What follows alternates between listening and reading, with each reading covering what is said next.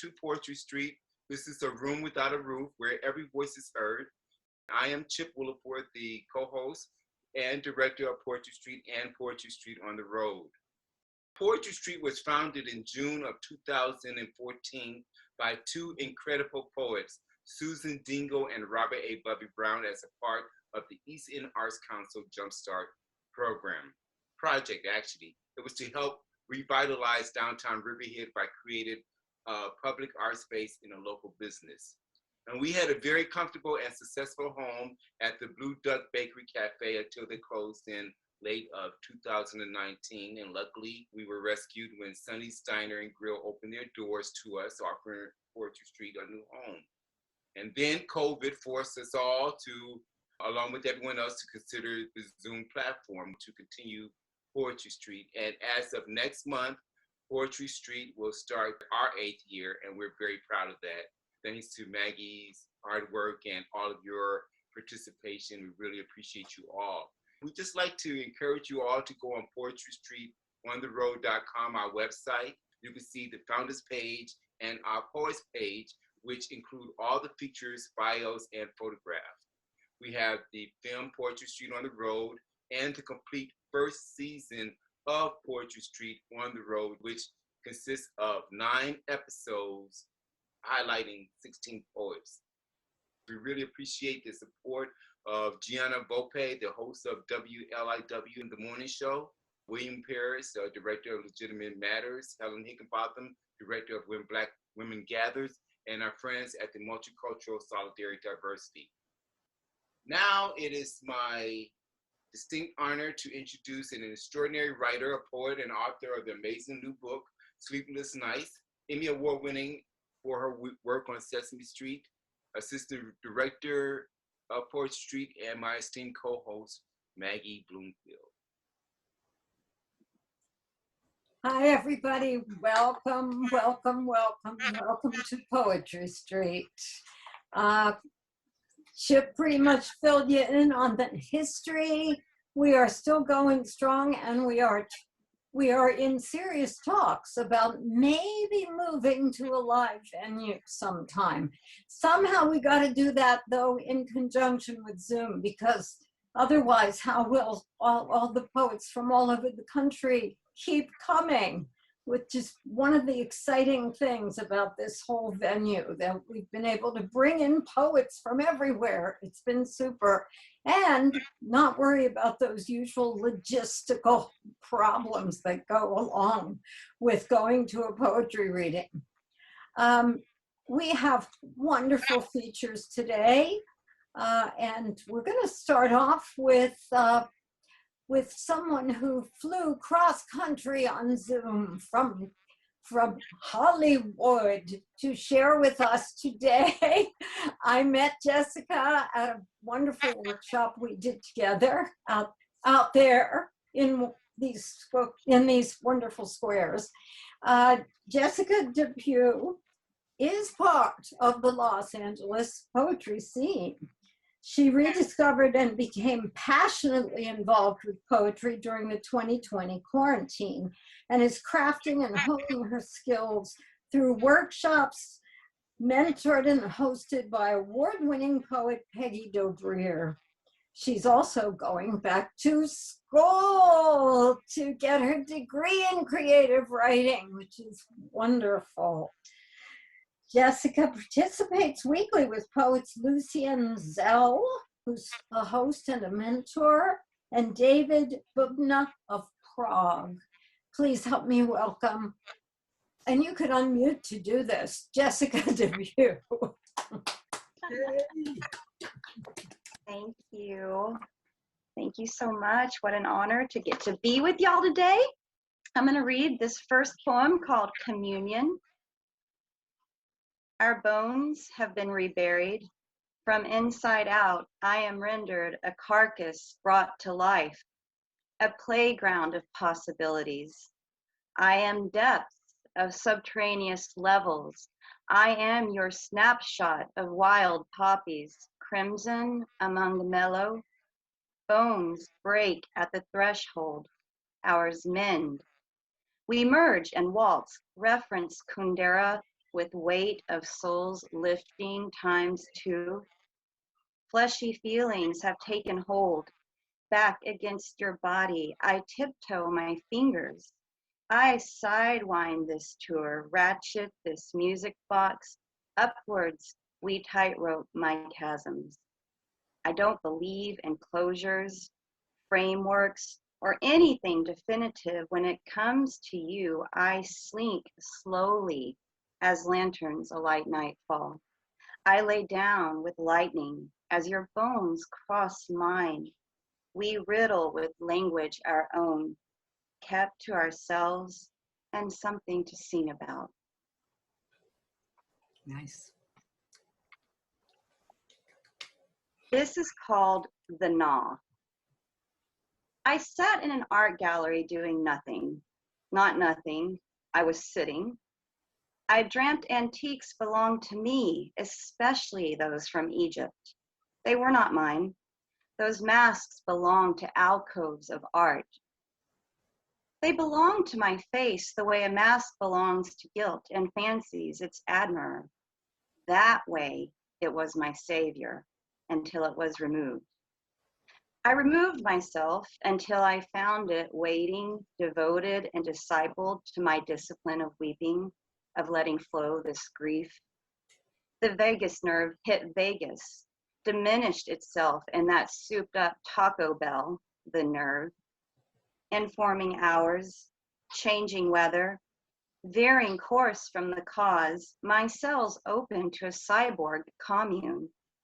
I enter regal realms I have all along feared, have all along awaited my entrance. On arrival, I pledge nothing less than the sum of 3 birds. Each echoes its own grind up the rib.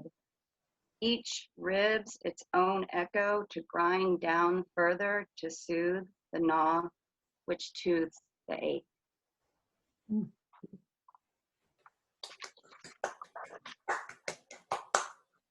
Homemade eggnog ice cream. It is Christmas Day 2020. An eggnog latte is imperative. The Starbucks barista tells me about his ice cream maker, how he stores a year's supply of eggnog in his deep freeze to make homemade eggnog ice cream. I'm not with anyone, because of COVID, he says. I briefly assess the gravity of this disclosure. I wonder who he lost, or if, like me, he is alive with the blessing of healthy family and friends, at least for now. I would like to ask him if he's okay, but he's working, and he seems okay telling me about his homemade eggnog ice cream, smiling when he embellishes his hobby with nutmeg, more spice. Before giving it to friends, he packs it in dry ice. Note to self, I've never gifted anyone anything in dry ice. I see icy steam. I taste a presence of homemade gifts and gestures upon my tongue. I place a $1 bill in his tip jar, then another, wondering if it is gas, lights, or eggnog ice cream that benefits from my contribution. My order is served. I leave with misty froth tingling my lip, feeling friendly, wondering what exactly was it that I came for.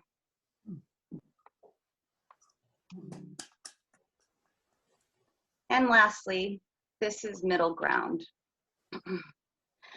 When I say look, I mean here. When I say here, I mean bring it. When I say bring it, I mean the body. When I say the body, I mean deliverance. When I say deliverance, I mean arrival. When I say arrival, I don't mean by a stork. When I say stork, I mean, oh, baby. When I say baby, I mean hold me until time runs out. When I say me, I mean wet organs flung so far across a barnyard, vultures circle tireless with instinct, hung up on flight. When I say circle, I mean below. When I say below, I mean from the neck down. When I say the neck down, I mean hairs on end. When I say end, I mean not in sight. When I say sight, I mean horizons as viewed through a monocle.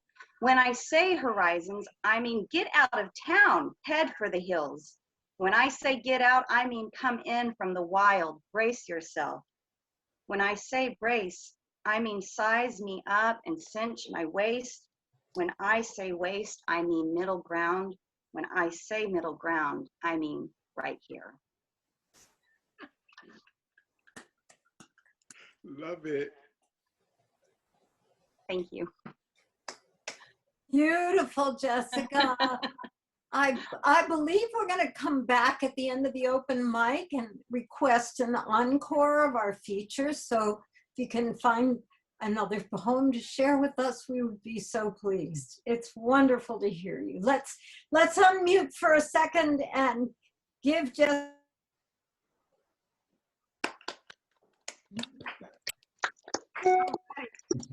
Moving right along, we have our second feature.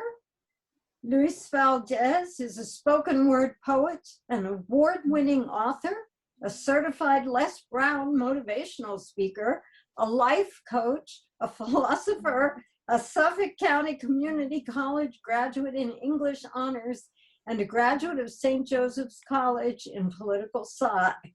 He performs at readings and open mics and has competed at Madison Square Garden and at the Apollo. Help me welcome Luis Valdez.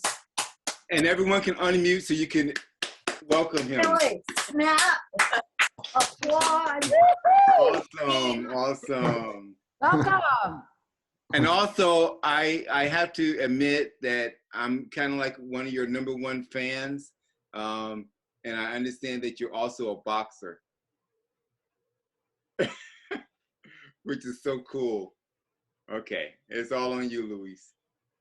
Thank you, Chip. Thank you, everybody. Actually, I do boxing. I do mixed martial arts. So boxing, kickboxing, jiu-jitsu, Muay Thai, the whole 9 yards. I just know you could beat my butt, so so whatever that's called, you know, yeah. I'm going to leave you alone on that note. But no war, just peace, just peace. Sure, that's okay. Right. So this poem right here, it's my first time reading it. I literally just finished this poem about like an hour ago. So this is like brand new, and I didn't even have a chance to edit. This poem's called Juneteenth, and a close friend of mine who is getting married on Juneteenth actually requested me to write a poem about Juneteenth and to present at his wedding. Wow. Yes. All right. In the land before time we were once kings and queens. Moses split the Red Sea so Jesus could walk with us. Royal, we used to wear gold chains in the land of our ancestors. They justified slavery in the land of the free. We were forced to submit to our earthly masters. This is God's will. Our gold chains have changed into silver change. No medal of honor or freedom in the land of the free. Star-Spangled Banner, the rocket's red glare, the 4th of July, the United States was free, but not its people. America, you fight for freedom, but didn't free those who fought for you. This is America. 1776, one nation under God. Two tales of America were born. Every man was created equal according to the Declaration of Independence. How does one consider to be equal if the oppressor kills the oppressed? The biblical teaching from false prophets who prophets from fallen angels. Heaven said, we have been praying for 400 plus years for the ones who walk across the stars to save us from a world who never welcome us to the table. Only to be chained as dogs to eat the garbage of America's Thanksgiving. The American dream was the road to the pursuit of happiness. Happily ever after. How can a fairy tale exist if we once considered 3/5 of a person? That was written in the hieroglyphic scripts of the United States Constitution. Juneteenth was the road to liberation, equality for all that has been silent by the oppressor, the foundation for freedom that gave birth to the civil rights, women's rights, LGBTQ plus interracial marriage, flowers for the dead, till death does us part, wedlock my vows to my oath to you. Fallen ones watches amongst those stars where your souls rest upon. The ancestors' answers has been answered on Juneteenth. Bang. The universal theory that gave birth where everyone is welcome to the table. Love is what's going to save us all at the end. That's right. Thank you. Oh, wow. Next poem. See you, space boundaries. The home that I came from did not welcome healthy boundaries for my time to mourn by. Spaced out the time that I need to grieve. Reliving my past oppression, oppressor, indoctrinate memories of forever. Screaming that God would answer his son's cry. When I look at myself in the shadow mirror, my reflection I cannot even recognize. The bottle of my drinking glass is half broken and the other half has transcended to a void of darkness. Space bound the gap of not growing into healthy boundaries. Loving. I created space within myself, separating my body and soul for not giving myself closure. Time was not on my side to realign my galaxy to connect the stars to trace back the DNA of my answers. That is all I was looking for in somebody else. Neglecting my soul that transcends my body into a corpse.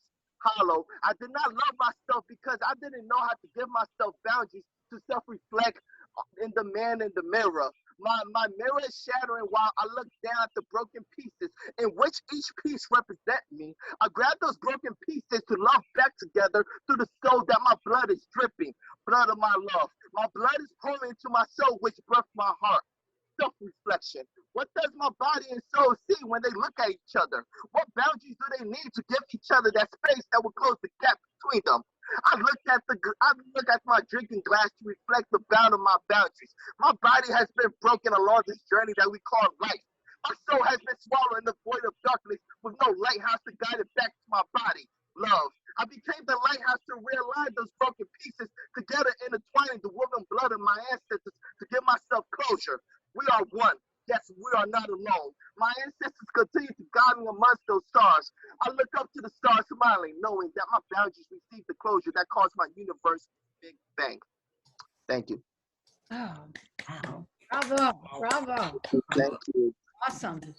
All right, and I have more. Okay. The falling will of America's social justice. The blood of my ancestors is pumping life into my heart. Mental health of PTSD intertwined with anxiety that has been passed down in my family tree. These are the traits that are embedded in my DNA that I had to carry alone. Yet again, I had to carry the slavery of oppression before the arrival of my time. America is the home of the brave. Star Spangled Banner. Once upon a time, Lady Liberty in Ellis Island welcomes all immigrants until you get deported by ICE. If all lives really matter, then why don't Black lives actually matter? America's jogger, Ahmaud Arbery, was jogging towards equality, whose life was cut short because he was being discriminated against by the color of his skin. His shooters drove into Arbery with the intention of reaping his life away. Let's make America great again. Before Donald Trump said drink bleach for the cure of COVID, we were already bleaching our skin to be cured by lightening up our skin tone to be accepted by a society that never gave a fuck about us. Self-hate. We learned to be submissive to our oppressor by the teaching of the Bible. Our women were raped, our men were murdered. The bastard babies were for future slaves of no free will. Homophobia runs deep in the color community due to slavery buck breaking. Tahino mixes with African descent than I am. The one made it clear that they would turn a blind eye in the name of racism. Eyes are the window to our soul. When America opened its window, the soul of the Native Americans are forgotten. The genocide of the natives whose history was eradicated by American founding father, who established the Declaration of Independence. When they wrote the Constitution, America's shadow wasn't meant to be included. Rather, they wrote the soul away in the name of slaves and genocides for the future generation that make America great again. But for who? For the descendants of America's founding father? African Americans, Hispanics, Native Americans are the stepping stone that American founding father created for white America by skipping the pebbles across the pond to get ahead along this journey that we call life. People of color became America's shadow that was long ignored after the Civil War. Generations after generations, America's shadows never received mental health services or were provided a safe space of not being afraid of getting killed because your images fit the description for white supremacy to eradicate. Skin tone. American shadow walks the civil rights to the define of equality for all. Self-hate, we became conditioned to fear our own, to kill off our own, to only be treated as a house nigger. America's motto, pull your stuff up by your bootstraps. Where I come from, we couldn't even afford bootstraps, let alone pull them up. Rather, we walk on broken glasses while others jog to the American dream. All I have is the land that my ancestors did not obtain what they harvest. Mental health or a safe space does not exist for America's shadow. It does not matter if people of color commit suicide or not. They just want us dead to cast us off as another statistics of the forgotten. When America's shadow rises for equality, white supremacy makes it clear that it's not welcome to the land of the free. America's shadow makes the separation from white America no longer be the shadow in the name of social justice. They offer us the word of God or death if we even dare, even if we dare to speak about inequality to have equality. Let liberty for all was never welcome in the land of the free. White America. America's shadow was never welcome to sit with them at the table, only to eat the scraps and leftovers. One nation, under God. Civil rights does not exist in the eyes of America's justice. America was always pro-choice to the kids whose skin tone represent America's shadow, but became pro-life against women since it's God's will. Self-hate runs deeper than the trails of tear. It's the darker you are, the more your cry will be ignored while your soul be cast away in the void of the forgotten. America's sins. The KKK does not need to lynch us anymore. We do that to ourselves due to gang violence. The war on drugs made us ignorant due to the supply and demand of us killing each other. Redlining. The birth of the hood was not a mistake. This was a system that was designed to keep the balance by being imbalanced. Inequality to obtain American version of equality. The American dream is filled with broken promises and shattered dreams. It doesn't matter if you dream like Martin or fight like Malcolm. White supremacy would use any means necessary by the word of God to maintain the fallen will of American social justice. Wow. You're just trying to knock me out. Wow. What are you doing to me? Bravo. Whoa. That's fantastic. Hey. Keep going? Or say something later? More. I think we have time for one more, and then you can save one for later. Is that correct, Maggie? You're muted, Maggie. That sounds good. Okay, great. Yeah, so you could do one more. That would be great. You're doing an awesome job. Thank you. Thank Okay. you. Well, yeah. Thank you. So the death of his Smola, I can't pronounce it right. Little brief background. I am half Dominican, half Cuban. This is pretty much describing the relationship between the Dominican Republic, Haiti, and yeah, my poem speaks for itself. Before the arrival of 1492, the Dominican Republic and Haiti was one community in unity. Columbus divided us and called it Hispaniola. The European disease almost exterminated the Taínos and the Arawaks. Africans were captured to become enslaved by the European Empire. Our men were murdered, our women was raped, and the babes became slaves to the European genocide. Their religion was enforced on us. To accept Jesus, we must accept our earthly masters. We lost our scientific method of science. The hieroglyphic scripts that was written from our ancestors was burned into ashes that scattered from the lost memories throughout the wind. We forgot that love was our religion. More, we couldn't even recognize the lies ourselves in the mirror. Hispaniola was the name that birthed the Dominican Republic and Haiti. United they stand. Haiti aid the Dominicans to overthrow the descendants of Columbus. Divided they fall. Rafi held Trujillo bloodshed the massacre to his fellow Haitians. Brete ulama, as they screamed before their bodies became the split sea of their 224-mile divided border. The oppressed became the oppressor as his followers viewed Trujillo as the Dominican Moses who created the Red Sea. Trujillo justified his racism by playing God, gift of death. The Haitian became the voice of the forgotten as Dominicans war dance in the oppressor's song. Love language. Speaking Spanish is not our rooted language, while blossoms of our flowers wither away in the hands of time. Thank you. All right, let's hear it for Luis Valdez, fabulous poet and Renaissance man. So far, we got 2 for 2. Jessica and Luis, man, you both are just amazing. Oh my goodness, what an afternoon. What wonderful work. Thank you. Thank you. And next we have one of our favorite Poetry Street members, Yes. poetry lover, poetry advocator, and just all around great human being, as well as a wonderful poet. She goes by JR, but we know her as Judy Turek. Judy. And Judy writes a poem a day for 100 days. Tell us about that, Judy, that whole project. Actually, I've written a poem a day for 17 and a half years. Oh, see. And so I always figure if I want to play great piano, I have to practice every day. So, you know, I want to be a good poet.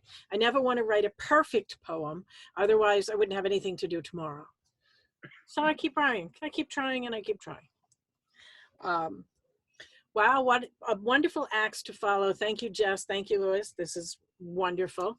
Thank you, Chip. Thank you, Maggie, for having me, for giving me a reason to put on some purple sparkle and make it a great sunny day, even though it's not.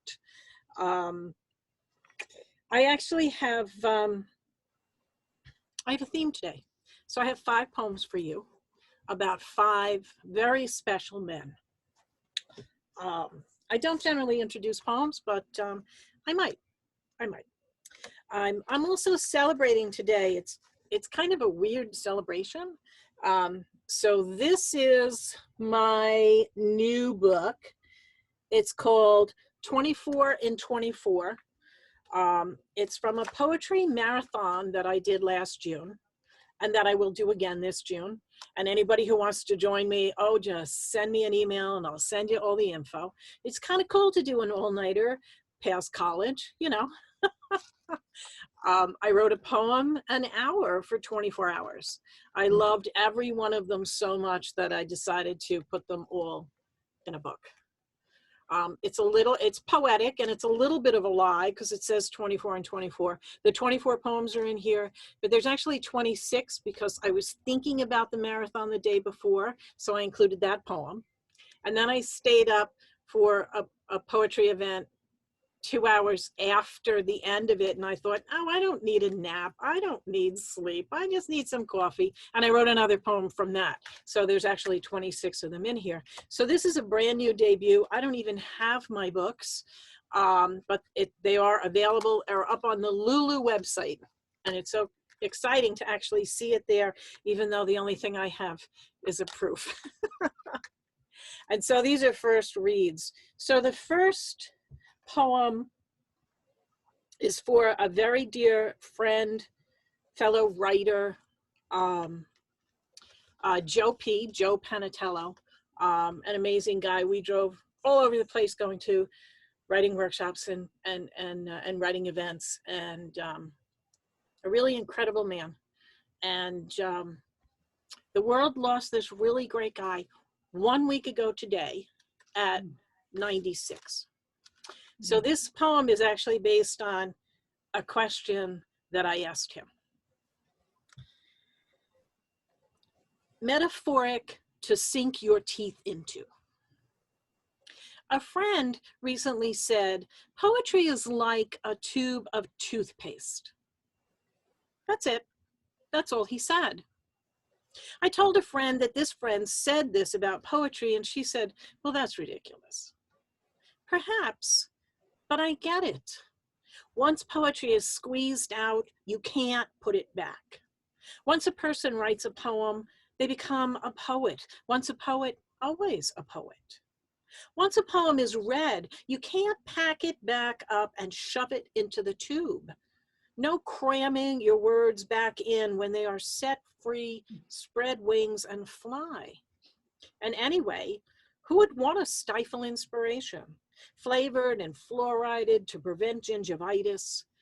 Next time you hold that tube in your hands, think about how your words will be minty fresh. Your verses scrubbed to remove tartar of dull words and lackluster images, similes like a bright, shiny smile. And promote oral hygiene. Reduce the plaque of quotes that plague your epigraphs and common cliches. Next time you squeeze that tube, imagine newbie poems waiting to fill your mouth and mind with dendritic brilliance. For Joe. For Joe. Thank you. Okay. So today would have been my grandfather, my father's father, Martin F. Raphael. Today would have been his 109th birthday. And so it's kind of serendipitous that in my 2424, there's a poem for him. We always called him Pop. Breakfast with Pop. Not your ordinary everyday grandfather. Pop was my buddy. He and Mom, too young to be called Grandma and Grandpa, though I tried once with Mom and was given a knuckle in my forearm that left a bruise. They'd dance arm in arm from living room to the kitchen as they busy themselves fixing breakfast for my brother Mikey and me. We were frequent weekend guests as kids. Eggs, sunny side up, with grated potatoes, diced onions, thin slices of meatballs Aunt Mary sent over every night from across the street, and she made the best meatballs I've ever had. Pop would add 3 shakes of Tabasco to the pan, and it sizzled. Mom readied our rolls with margarine on one side and ketchup on the other. Pop would put bourevot on his, but not on ours or Mom. Too hot, he'd say. Egg sandwiches remind me of Pop and Mom and the ballroom dances that forever waltzed on in their Richmond Hill house. And to this day, I have never called hot pepper flakes anything but bourevot. For Pop. Thank you. And I'm kind of jumping around in books.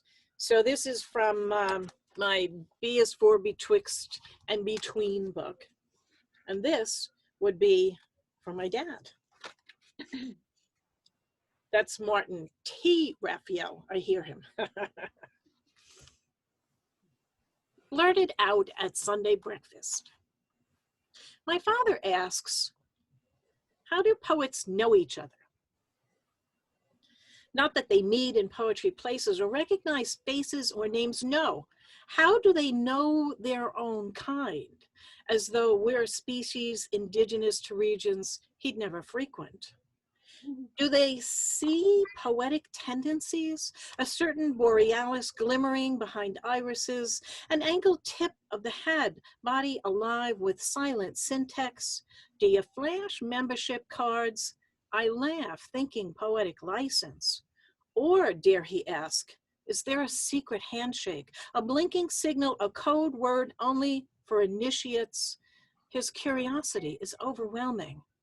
Or a subtle roll of the shoulder that telegraphs through a crowded room to target and kinship wordsmiths who yank themselves away from laptops and keyboards and lined journals to join a poetic circle, a reading.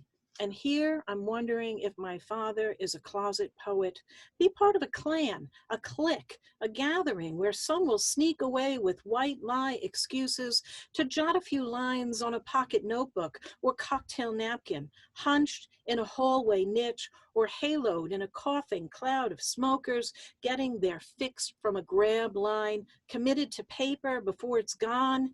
Insistent, tell me, How do poets identify? I tell my father the truth. It's enough I know myself when I can. Thank you. I even muted. I just love the look of it. So cool. Okay, so this one is from Midnight on the Eve of Never. This is also available on Lulu. It came out pre-COVID, so it really didn't get much of a launch. So this was actually written in May of 2010, but I'm going to revise it a little. My first husband. He's in my wallet, smiling behind the clear plastic insert, squinting just a bit with the May sun in his blue eyes. His wife beside him. That's me in the white taffeta dress. You can't see it all, but it was a Scarlett O'Hara reproduction, hoops and ruffled skirts, and my long white veil is off. Brown hair, I know, but that was 36 years ago, last week anyway. We met 38 years ago at work. We're friends for a year before our first date, Valentine's Day, 1983, dating, engaged, wedding, and the rest, I guess, is history. Except to say that we're a rare commodity, still together, still in love after more than a quarter century of trials that make us stronger, of triumphs that make us appreciative, of compassion that makes our hearts metronome as one. Yes, our hair has silvered and our stamina subsided, but we've survived 36 years. Last week, anyway. No fanfare, no catering hall festivities, no need to renew our vows, just a Tuesday after work, side-by-side celebration, on the couch, a canine or four, joining in movie blue haze. No complaints. It's our choice, and hey, it's worked for 36 years, last week anyway. My first husband, his first wife, our I do forever and ever.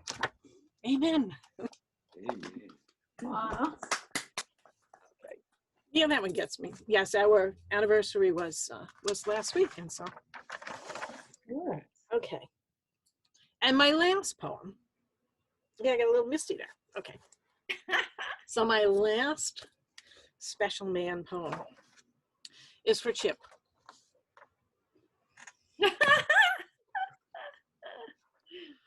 Okay. It's called Random Acts. No fanfare, no headlines or breaking news alert, just a heart reaching out in support, in encouragement, silent as quarters dropped into an expired meter for a stranger, paying for the family of five standing behind you online at Arby's, calculating what they could and couldn't afford to eat. Holding back horn-honking traffic for a runaway dog, cat, squirrel, duck to safely cross the roadway. No reason to trumpet these actions. These random acts of kindness flow through with little time spent rationalizing good deeds, a natural part of someone whose joy is abundant. I love hearing and reading about these gifts, recipients bubbly with amazement that these people do their thing. I wish, oh how I wish there were more givers and more receivers to praise. And then I met you. No heavenly choir sang out your name, no red carpet or paparazzi parade when we met, no reason to think that you were shielding your angelic wings behind you. I didn't wear a sign that said, I need help. Didn't take out an ad that I was in over my head, couldn't find answers to my questions on red alert deadline. There you were, offering not a handout, not a pity party guilt trip, do a good deed today because someone might be watching. No thought to time or inconvenience or degree of difficulty involved to assist me. You just did. And now I know that it's what you do, how your soul reaches across despair to bring a smile and relief. My gratitude is sunbursts of gladness. Maybe it's no big deal to you, but for me, it's mountains more than that. No, not random, that you were there to take on my problem as your own, tenacious to keep at it when I had given up for the 1000th time.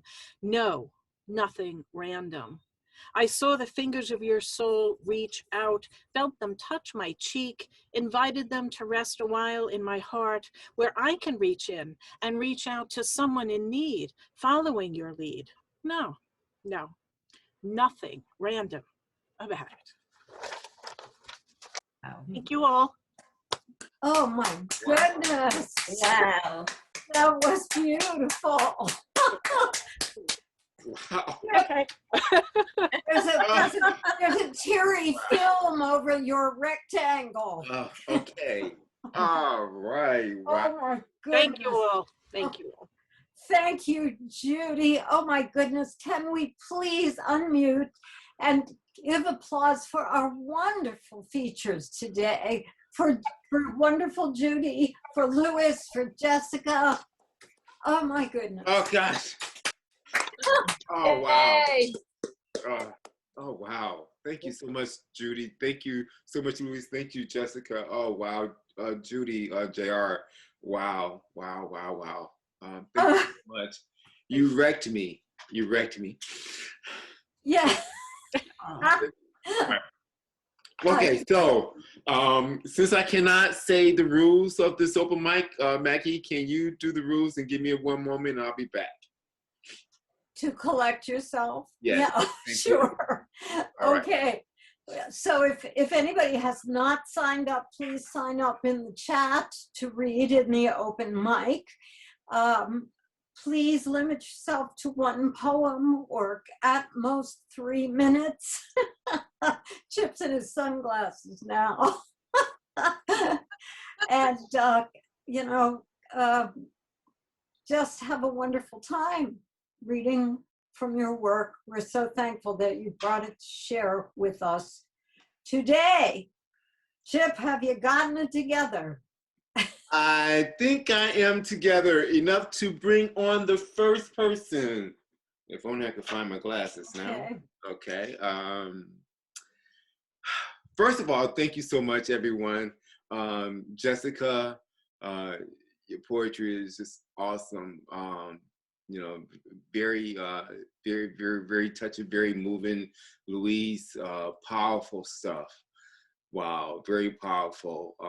Gosh, just knocked me out 1, 2, and then Judy, you just finished me off. The 10 count. I try to wait. When you get knocked down, you're supposed to wait until the 9 count before you start trying to get back up. And that's what you guys did for me today. Poetry Street is so special to me. Thank you so much, Susan. Thank you so much, Bubby, for entrusting me in your baby.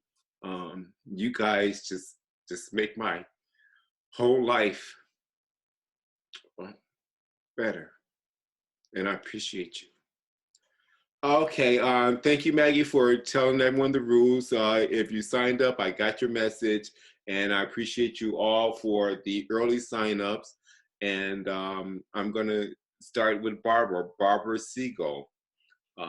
And Barbara, if you would unmute yourself and tell us where you're from and Okay. tell us your poem. Thank you so much. All right. Thank you, Chip. And I'm over here in Seacliff on Long Island, like many of us here. And why does it look like your weather is better than mine? Oh, no, it's not. I just have a lot of windows, but Okay.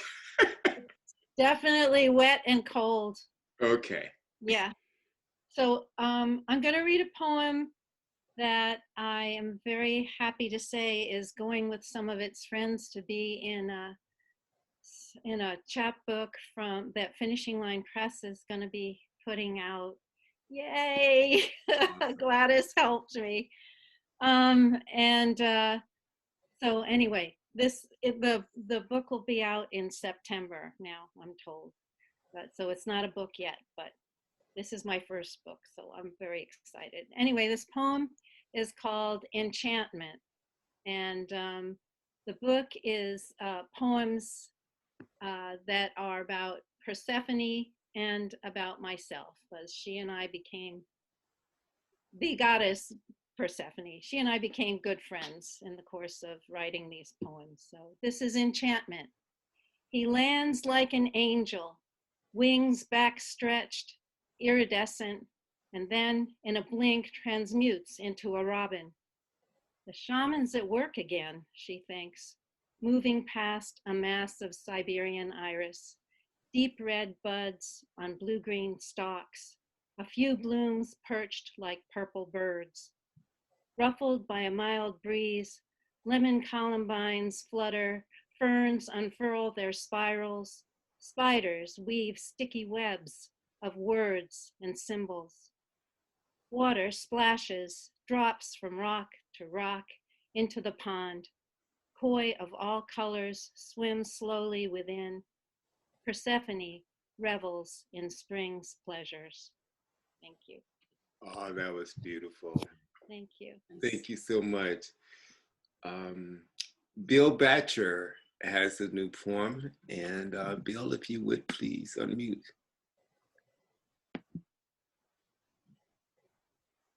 Okay, thank you. Thank you, Bill. I just wrote this recently. It's called Elements of Grief, and it's in 4 parts. Water. Boxes of tissue do not sop the flow. Eyes, nose, my whole head a brimming reservoir. But I do not drown in my self-made deluge. I think the storm is past, and then some trivial thing, a word, a smell, a taste, breaks the dam, and the river is in torrent again. Air. This usurper occupies her chair, her side of our bed, the space that belongs to her. It should be light, but it cannot be budged or pushed away. It refuses to carry to my ear her voice, her footfalls, her song of life, the inane Edward Lear poem she recited before falling asleep. Fire. Her entire life, herself reduced to 5.5 pounds of grit. The pink of her face, red of her blood, brown of her hair, hazel of her eyes, now all uniform gray in a golden oak box. The warmth of her smile, heat of her passion, now cold dust. Earth. At the old burying ground, a new hole is prepared by East End openings.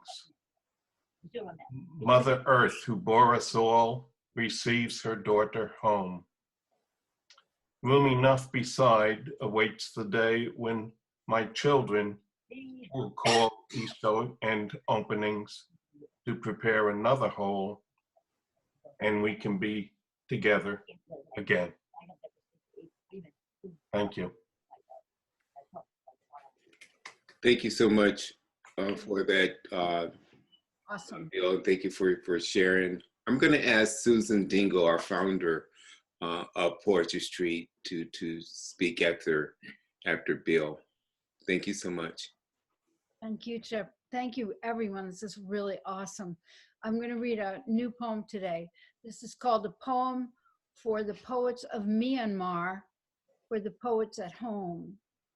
On the first anniversary of the murder of George Floyd, 2 days before the Senate votes not to investigate the insurrection of the Capitol on January 6, 21. This is a quote from a poet from Myanmar, Char Thar Sway. For it is the duty of those who dare to conquer the dark and usher in the light. It's in two parts. The first part is a found poem from a New York Times article, Tuesday, May 25th, 2021. Poets risk their lives to save Myanmar's soul against junta. After the first and second poets were killed, the third poet wrote a poem. They shoot at heads, but they do not know that revolution lives in the heart. After the third poet was killed, the fourth poet wrote a poem. Don't let your blood run cold. Pool your blood for this fight. After the fourth poet was killed, his body was consumed by fire on May 14th. There was no verse, at least for the moment. Part 2, for the poets of Myanmar. Their names, Ko Chan Thar Sway, Ko Ket Thi, Ma Mient Mient Zin, U Sign Win. Like arrows on fire, your words penetrate the lies of tyrants. Show us the way that someday we might be like you. 3, for the poets at home. May our words call out the big lie. May our words be signs of truth and freedom in this new dark night, that we might be as brave as they are, the poets of Myanmar. Thank you so much, Susan. And Susan is now from the state of Washington, and we're so happy to have you here. Now we're going to go to Kansas City. There's a gentleman by the name of Robert Dean that lives there, and we want him to speak to us. Mr. Dean. Actually, I'm not Kansas City. I'm in Augusta, Kansas, which is a suburb of Wichita. Kansas, okay. So, about a 3-hour drive from Kansas City. But anyway, appreciate being here and listening to everybody's wonderful work. And I'm going to hope I don't cough. I'm trying to get through this. And I'm going to have to read from a file since my computer has decided to take a vacation. So this is titled Waiting for Daylight. And the epigraph reads, diviners of what wasn't there, prestidigitators of nothing. And that's from Charles Wright's Littlefoot. The moon is a no-show, and the stars have been pocketed by the black hole up your sleeve.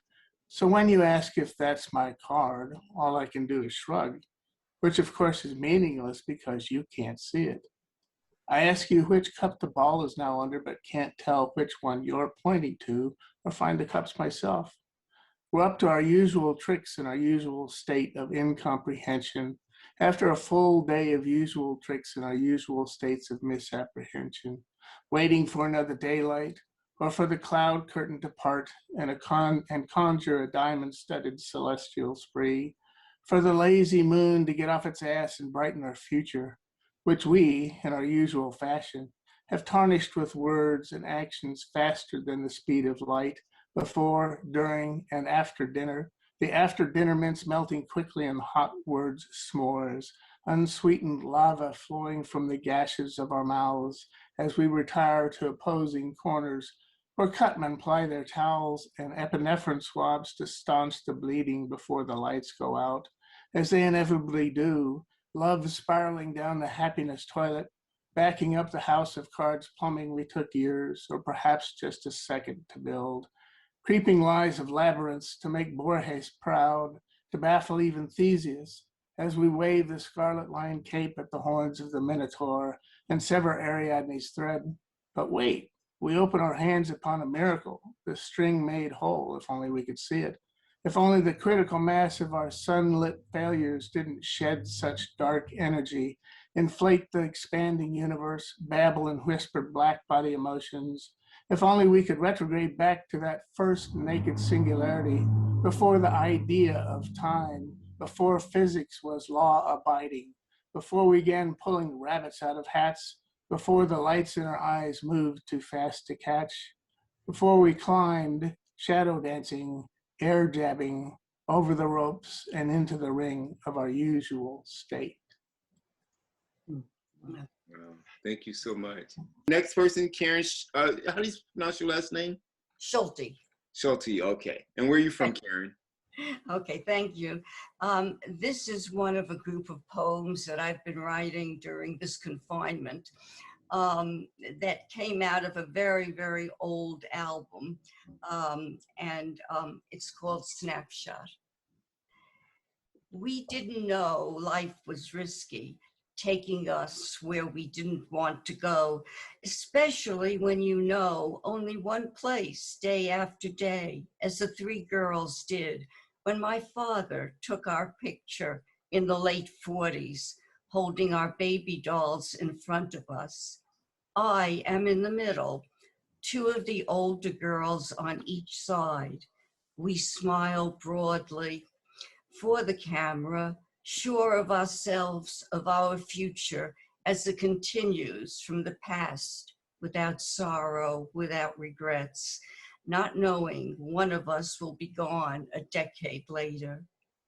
Stunned into silence by what was least expected, we mourn for the girl and her children left behind. Most of all, our futures, most of all, ourselves. Our futures no longer clear, the storyline broken. Nothing was straight and narrow. But how we long to keep our little circle of friends and neighbors close enough to join hands, march into the wilderness, saying hello, goodbye, over and over, knowing it cannot last, as we muddle through days and months of trying to hold on, leading back to each other, not as it was in the fleeting slide of yesteryear, but what it still could be again in our own time. Thank you. Wow, how beautiful. How beautiful. Maria Anderson from Mesa is one of our featured poets on the film Poetry Street on the Road, as well as one of the 9 episodes in season 1 of Poetry Street on the Road. Maria. Hi. I actually just wrote this one yesterday. It's called Seen and Still Invisible. Sorry. Constant fights and screaming, constant pressure and anxiety. I'm never enough and never will be. I cry often alone in the dark where no one can see, while silently hoping and wishing to be free. Every night I prayed, please help me. Small cuts every now and again, never enough to cause alarm. My friend asks why I always cover my arms, but she still can't see. I quietly whisper to her, I know you'll help me. My grades drop, I no longer care. I stop eating and lose a lot of weight. I have a permanent attitude, and no one pays any mind. I know what I said. Can you help me?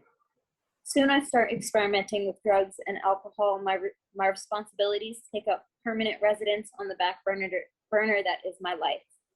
I stop taking care of myself. No one bats an eye. Why can't they hear me yelling? Somebody help me. No one notices when the scars start showing up on my body. No one questions my being gone for days at a time. I try my best, but they don't see. I tried to show them, please, please help me. I'm not sure how I got here, but the bridge is slippery where I'm standing, wind blowing, sirens loud in my ear. Too late, I tell myself right before my world turns black.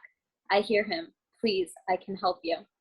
My eyes open to crying and consoling. I'm standing but not seen, as my best friend tells people how happy and helpful I always was. She turns and bangs on my casket. Why didn't you say you needed help? I appear to her and only her. I did, but you guys didn't hear me. Wow. Okay. Wow. Thank you so much. So much. All right, so Gladys Henderson is the mother of one of the mothers of Poetry Street. We love Gladys, Gladys, and Gladys, if you would please share a poem with us. Hey, Chip. I just wanted to tell you. First of all, the good news, the poem that I have to share is that Diana is back from the hospital after 11 days, and she's doing very well. And what was to be a simple procedure turned to be not quite so simple as one would think. So that's my poem today, and thank you so much for what a fabulous day. What wonderful readers. Oh my goodness. I mean, it just gets better and better. And my own personal hope is that we never, ever decide to go back to just 100% in person. I think this is a venue that just allows us to become bigger and bigger and bigger. And but that's my point of view. And well, we like your point of that view. doesn't mean I agree with you. We're going to stay on Zoom as well as go live in person, and maybe in a town near you. We may pull up the Poetry Street on the road van. Check and see if the Poetry Street on the road van is outside your door. Right, Susan Dingle? That would be a beautiful thing. I would love that. There would be. So I would love that. I would love that van to come up, and I would love that all the chairs would be out there, and we'd do that once a month or whatever it would be, or once every other month. That would be a beautiful thing. Well, a wonderful thing. I can see you now on Zoom, and thank you so much. And we'll come back with you to share it another time as well. Yeah, we'll have another time. That was my poem. My poem is, God bless, we're filled glad with that joy. Diana's doing better also. Okay. Yeah, thank you. You're welcome. Elaine Winston, if you would please share with us where you're from and share your poetry. So here on Long Island, and I'm the professor of statistics. And I have written a poem. I don't have a name for it yet. It was written very, recently, within the past couple of weeks. So, okay. Hear the birds from afar, singing foreign songs, flying with a branch broken in a storm, searching for a place that's free. A place that's free. See the blossoms at the shore, welcoming honeybees, leaving shattered hives in a land at war. Wait for fruit, wait patiently. Down by the chilly sea, warmth from the sun and sand, thinking of the children sent away from their homeland, like Nana as a little girl, looking for hope across the sea. At the thought of leaving home, tears wash over me. Share tales of mercy, acknowledging liberty, dancing to the melody, we are refugees, in a land that's free the way we wish to be. Thank you. Thank you so much. Speaking of the land, one thing I did forget to do is that is our land welcoming. I do want to acknowledge that we are on stolen land, and I want to acknowledge the original owners of this land called America, the indigenous tribal nations of America, and that they are the original owners and the rightful owners. Linda Dickman, if you would please read a poem for us. Thank you so much. I would love to. Thank you. I am so thankful for all the readers today and the passion you bring to this room. It is truly nice to know that I can be heard just as you can be heard, and what a wonderful place to be. Yes. So the name of my poem is River Dance, for all those who swim upstream. We move toward the light from the very beginning. Swimming in a dark pool, upstream is what we do. Rising from darkness into starkness, recoiling from the light at first, then resting in it, sleeping through it. We swim from salt to brackish to fresh to living water, relentless, stopping on the gravel, eggs strewn like pearls, pushing through placenta, ever moving. Tides lave over us, storms move us, falls force us backward. Sometimes into completely different streams, washed from all we know. Still striving, thriving, building muscle from gravel up solid rock. Moving, always drawn to reach for the impossible. Sparkling, endangered, in pain. Rising in leaps of faith, flying toward the one who made the surge to life eternal in this river, leaving it all behind in the twinkling of an eye. Thank you. Thank you so much. Our next poet is Bernard Hicks. Hello, everyone. Thank you for having me. I'd like to give a shout out to Lewis, a personal shout out. That was a great poem. Yes. Often we're told to listen to what we hear, not believe what we see, and forbidden to speak our raw emotions of our heart. I like the way Lewis is not only shining a flashlight, but a floodlight on history and truth, and taking a big giant can opener to America and the history of this world that we actually live in today. So special shout out to you, Lewis, for putting it out there the way it should be told. Great work. I'm glad I chose this poem because I think it resonates something of what Lewis was speaking of. And the name of this poem is Lives of Contrasting Education. From Harlem to Howard, an education from both is empowered. From the numerous books with sheets to the streets, teaching life lessons for keeps. Lessons given from teachers and moderators. Life being taught on milk crates in front of bodegas. Notes being taken on notepads and iPads. Scholars from the streets are those wearing toe tags. Studying till late at night leads to great test results. Same hours on the corner receive dirty looks and tight cuffs. 3 hours to go before the start of class. 3 friends lost their lives to the streets way too fast. Wishful parents hoping to get grant money from Pell.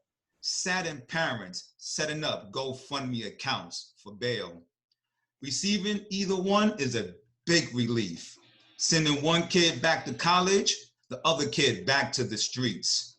Proudly strutting down hallways with hardwood floors. Mindlessly walking down tenement hallways with graffiti walls. Walking with books worth about 50 grand. Walking past closed libraries as if vacant land. Studying subjects that's going to put you in a nice high rise. Studying cars as they slowly drive by so you don't get caught up in the next drive-by. Going on interviews to start your career. Going to the review board hoping it's your year. Getting the phone call saying the job for you is here. Walking out the gate, breathing in freedom and shedding a tear. Graduation day and students count their blessings. Acquittal at trial and life has delivered another lesson.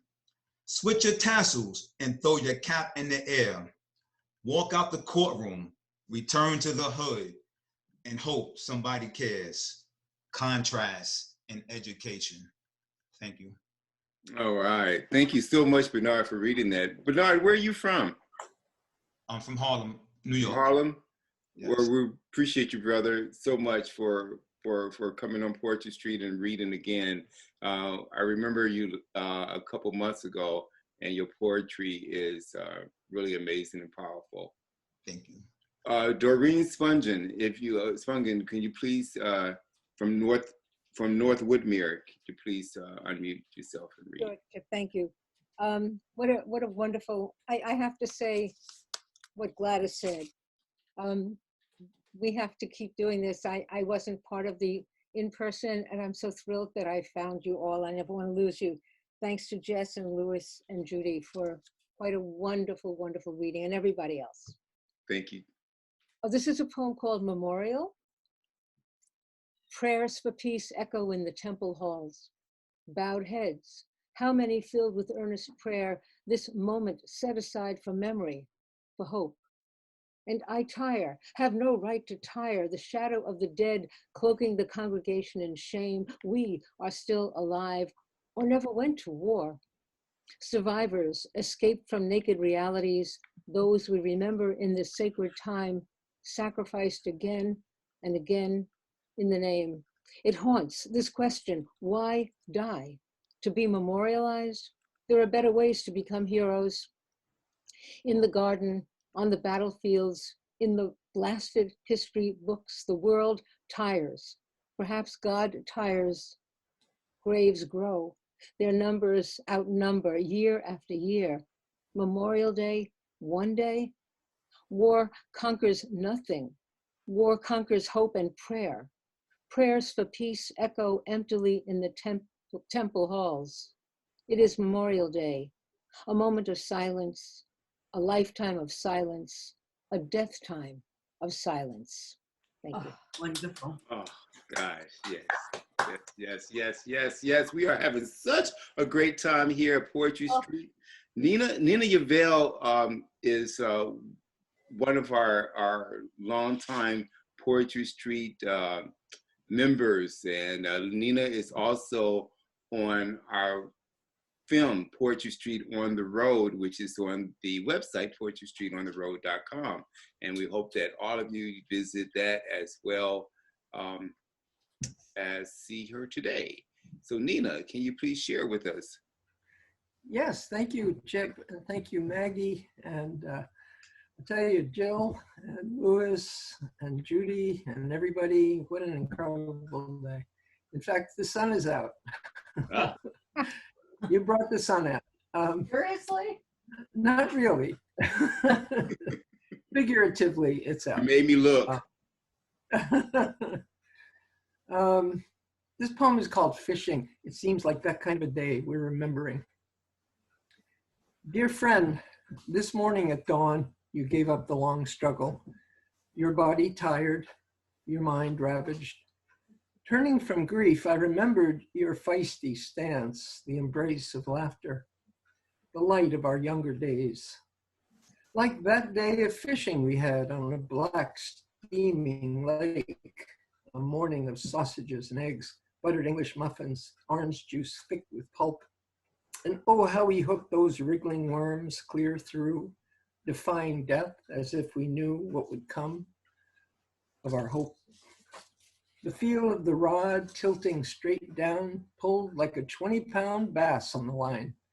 But all we caught were spiny little sunfish who twitched and danced for their lives. I can feel that summer day, scent of honeysuckle, how you curved your steady hand so carefully around one of them, pulled the hook from her throat like a surgeon, leaving no scar, placed her precisely into the lake as she shook off your touch and plunged into the depths whole again. We laughed, anxious for bigger game.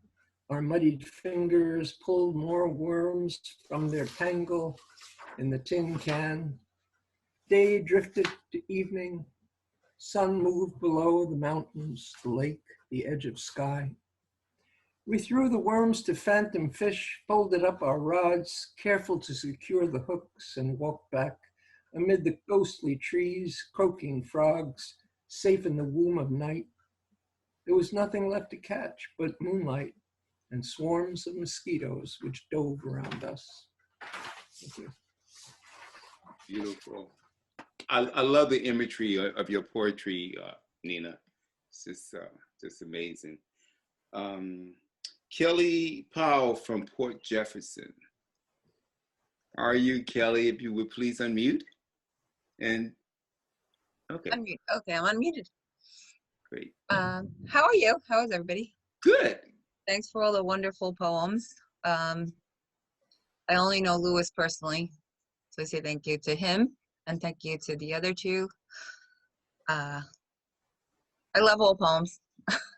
Any poems, limericks, any kind. I'm just gonna do one poem. It's a little bit lighter. It's supposed to be a song, but I have a musician friend who backs me up sometimes. Okay. I'm just gonna speak it. So here it goes. It's called Mirthquake 20 million BCE. In memory of David Bowie, and it's to be sung with the English accent. So that it works, it only works that way. Once there was a caveman and he wanted to impress this pretty little cave girl in her leopard spotted dress. So he banged two rocks together and then he threw them down. He was real frustrated. Have you ever seen a caveman wear a frown? Didn't know what he was doing, didn't know he'd change the world, just wanted to somehow get the girl. So he asked two friends to join him and they banged on rocks all night. They really raised a din, but they couldn't get it right. Man, you should have heard the noise, the ruckus from those crazy boys. So everything was broken and dawn's light breaking through.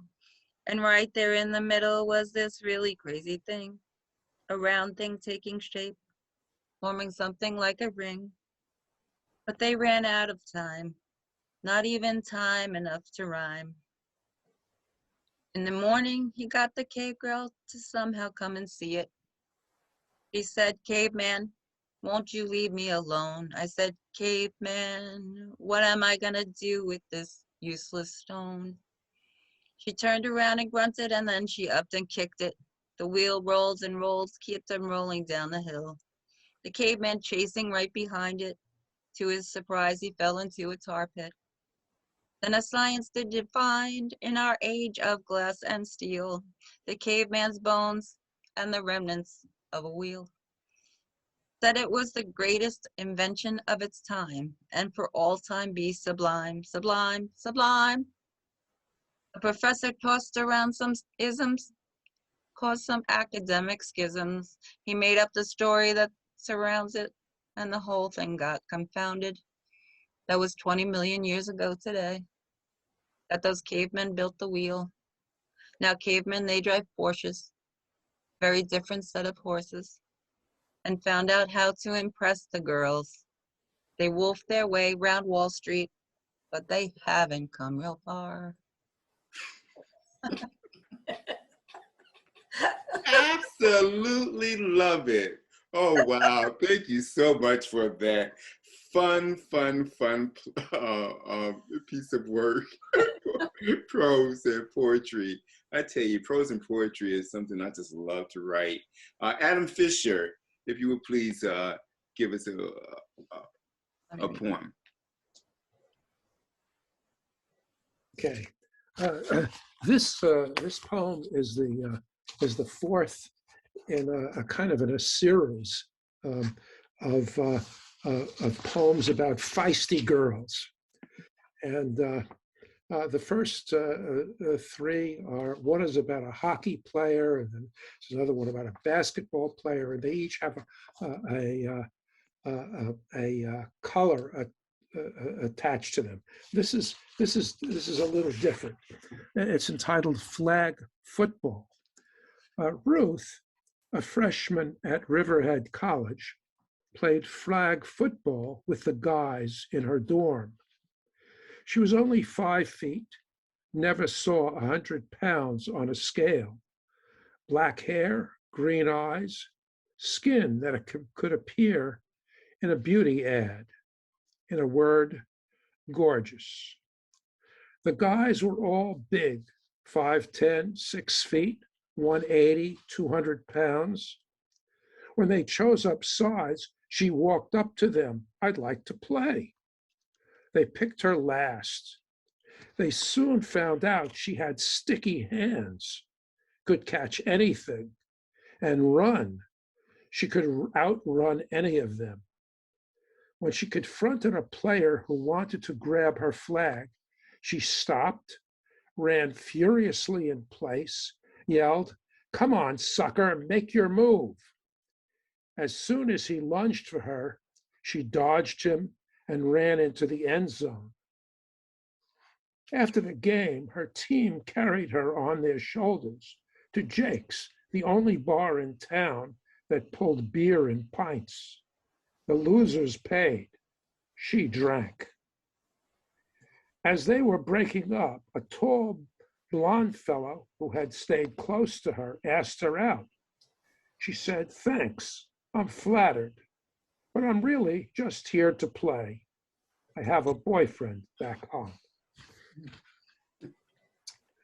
Thank you. Thank you. Awesome. Awesome. Now this man, last time I saw him, I think he had a cactus on his shirt. It's from Farmerville, Herb Wahasting. Hello, yes, I'm Herb Wallstein from Farmingville. Can everybody hear me okay? Yes. Oh, good, okay. This poem I began August 10, 1977, and it's interesting over the years what has happened. Romance. Were your visionary voiced stories merely the dreams of those who hoped for some sort of platonic beauty in life? I remember how I succumbed to your endearing caresses and dreamt of a home in a sparsely populated seaside county, encompassed by clean air, clean lakes and streams, grassy hills, a rich array of trees, and myriad fragrant flowers. I dreamt of marrying a deep-souled soulmate, and we, sitting with friends in a comfortable room or the yard, playing music for our senses, emotions, imagination. I dreamt of my many Orphic poems coming down upon the world with all the force of life, chock full of shock waves, reverberating through the entire human race, moving everyone everywhere to pause, listen, learn, then work to bridge interstices and end his, her, or their weary war with him, her, or themselves, and with each other. Of course, those were very adolescent dreams. However, romance, were you ever with us? Or were you with us, then corroded away? Thank you. Thank you so much, Herb. Thank you so much. Janice Pendarvis is a good friend of mine, and I am so happy that Janice is here with us today. Janice, do you have a poem or a word of wisdom for us? I have a very short poem that eventually was turned into a song. But even though it became a song, it's still first and foremost a poem. So I'm gonna recite it to you in that way. Hopefully I'll remember it. The poem is called Impatient Dreamer. Impatient dreamer, whose grass is greener than the meadows within the acres of your own mind. Impatient dreamer, love is the teacher who can answer your need for never-ending springtime. In any season, love needs no reason. Love is patient, caring. Impatient dreamer, don't be so eager to give in when life, being unkind, confines, because you'll find in time a way to stay so very happy. That's it. Oh, wow. Janice is actually one of my spiritual leaders, and I just love her so very much. Thank you so much, Janice, for sharing with us today. Catherine Davis, are you going to read? Okay, there you are, Catherine. How are you? I'm good. I just came out of a 3-hour Zoom meeting with my family in South Africa, so that's what was happening. But where are you located? Los Angeles. I'm a friend of Miss Jessica DePue, and wasn't she awesome, Jessica? I was just so she's an awesome. amazing, incredible poet, and we've been doing workshops with the marvelous Peggy DeBreer for a while. Awesome. So I was late, but hopefully there's a recording of this somewhere. Yes. So you're going to share a poem with us today? I could, yeah. Okay, excellent. Make this a little and then Sandy, I'm coming for you next. All right, let me make this a little smaller so I can see my poem. Here we go. This is actually from a workshop that Jessica and I did together. And it's a looping poem. Doesn't quite fit the form, but looping poem. Here are you? Looping. Okay, here it is. It's called Spoon.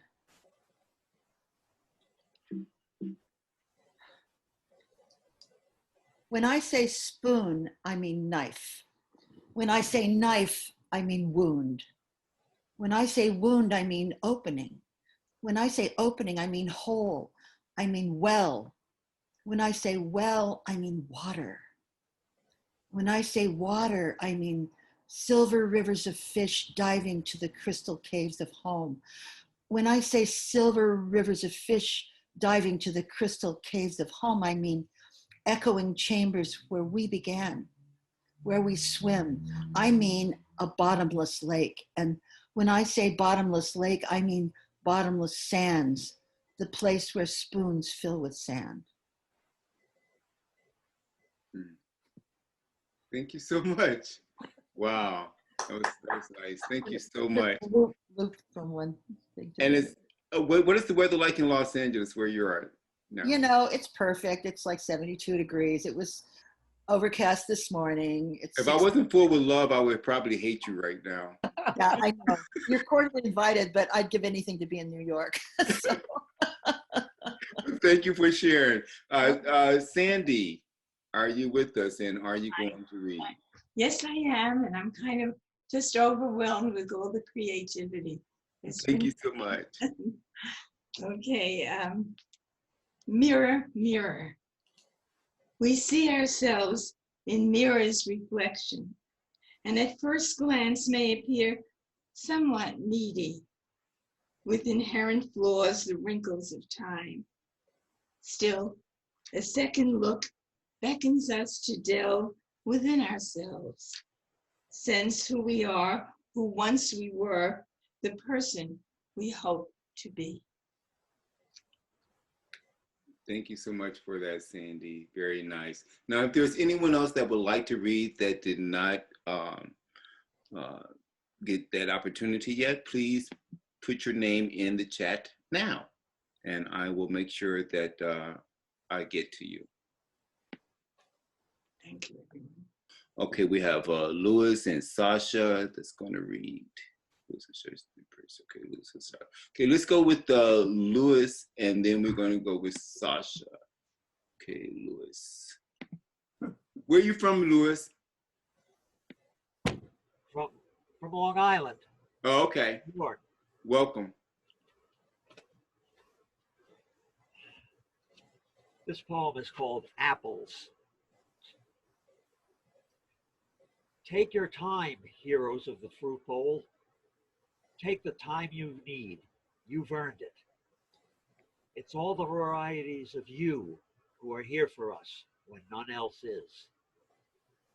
Sweet autumn gold, blushing and brimming in bounty, promising to be here through the else fruitless times.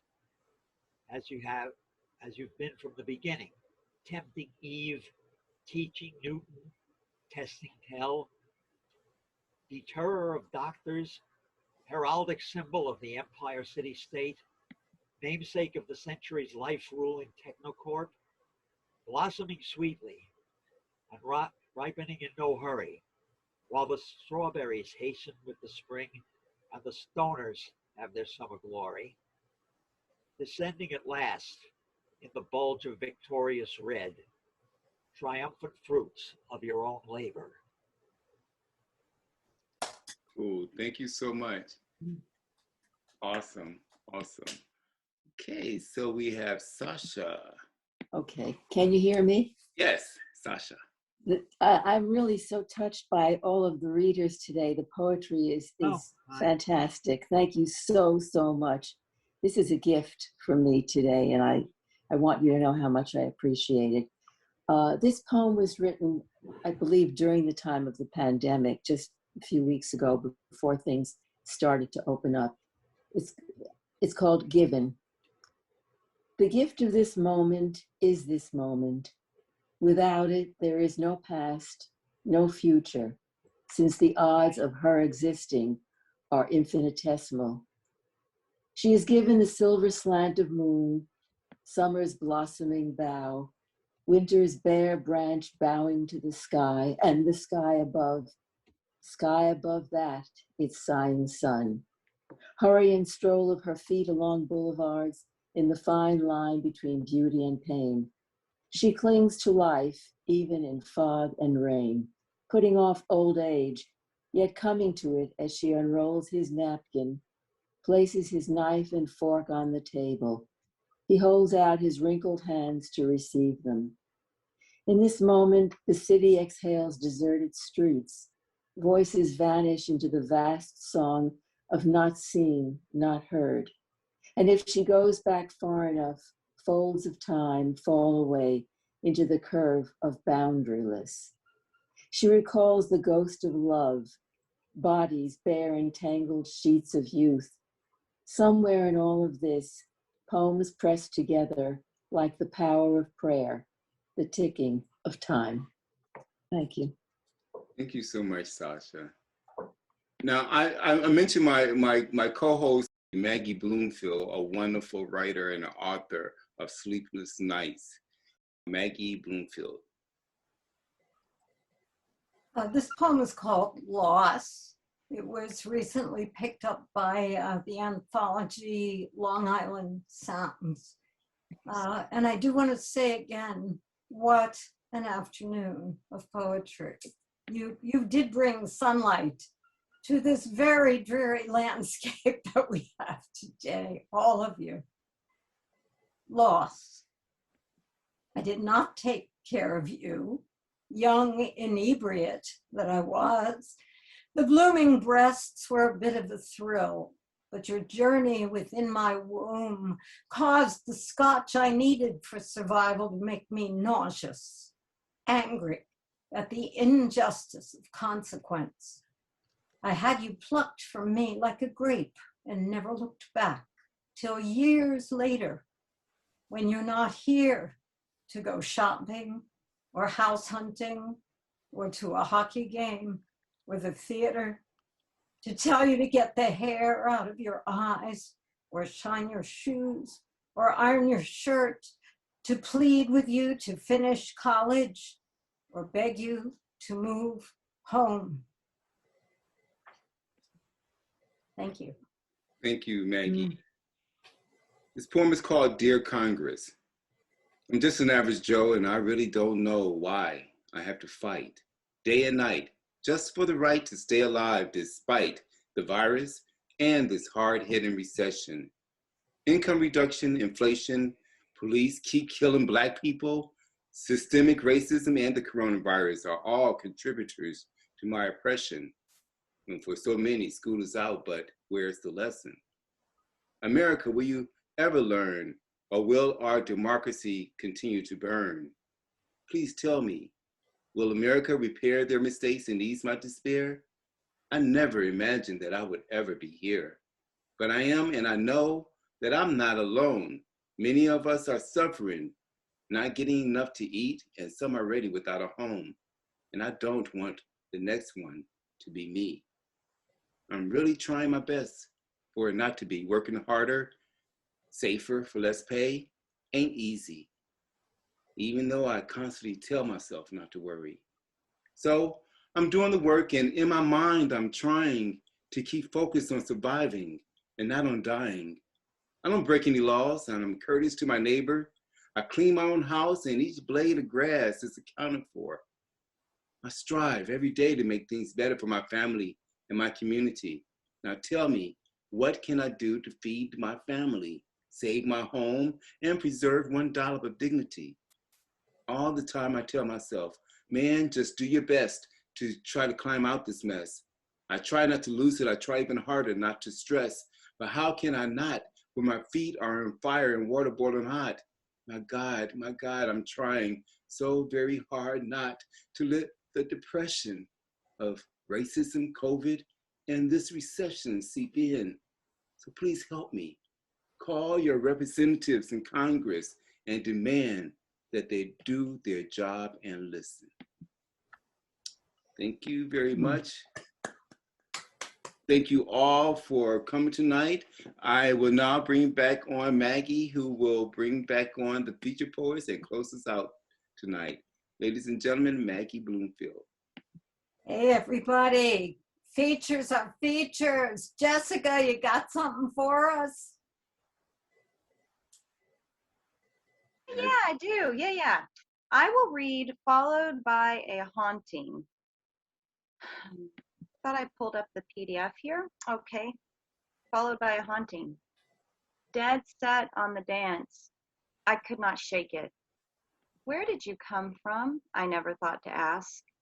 I believed it must love me the way it wore me out. This fancy I slept with till I dug it back. I waited in my physical state for it would take me. What is the matter? I'd ask of putty, clay, and rancid airs. I queried till it rained. Thunder cracked my bones. I didn't know I didn't like it, stepping into my own private lots. Troubled by ventures into sun, I seemed to fell the thing to do. I climbed the tendrils of the devil's root. We swung heaven. A guest in the heat, at home with a chill, I sank and puzzled over the fright in the air. In the West, we give it names. We doctor it up. We rub it down. We drag bodies over steps. In Tanzania, I've heard, they grab its gullet. They rattle and cathart that demon till it pees. I rummage feathers. I pierce pores. I pour tea in circular motions, spooning the halo on my mug. Here, I say, take me. What do I know of calm complacency? I, born only yesterday. It's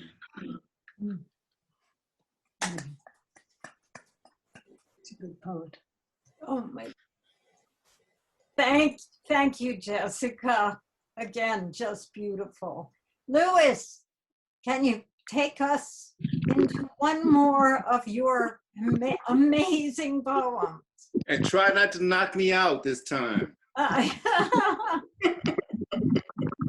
Thank you so much. Thank you. And honestly, I just want to say, thank you for everybody for like doing your piece, presenting yourself, because it's really not easy to be vulnerable. But in my opinion, I truly do believe that we are our most strongest when we wear our hearts on our sleeve. And everyone did a great job. Okay, so honestly, I really am debating. So I am going to let y'all decide. Either one, I could do a poem called "The Pursuit to Happiness," "The Blood of My Ancestors," or "Red Rose Wine." I'll let y'all decide. I want blood of your ancestors and red rose wine. I have to agree with Catherine since we have a choice. Okay. We're gonna need both. All right. I'm gonna go with red rose wine. Okay. Red is the color of of the blood of my love. The blood flows through my body. Every breath that I breathe to my ancestors, they gave birth to the color of my blood. Red is known for the warning sign, cautious sign. Be aware of the danger sign. Red is the rose that grew out of the concrete. Beautiful from afar, but up close, the thorns will make your fingers change color. Poison. Red is also the color that describes the sea of emotions, fear, pain, anger, anxiety intertwined with depression. Red is the color that ties up the knot of faith with people that you meet along this journey that we call life. The color that we are covered with, we cry at birth and laugh at death. Emotions are what make us feel alive. Through our storm, we are reborn to walk into our purpose. We are filled with a sea of past blood. Red wine rose doesn't drink the past away.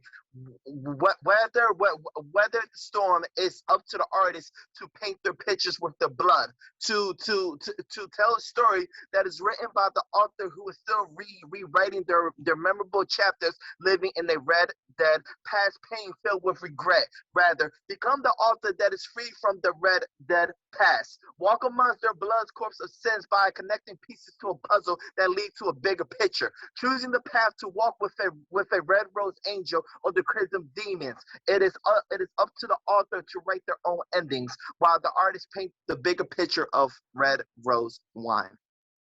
Thank you. Thank you very much. Thank you, Louis. Oh my God. Well, I mean, what can one say? This is so tremendous. Okay, JR, go for it.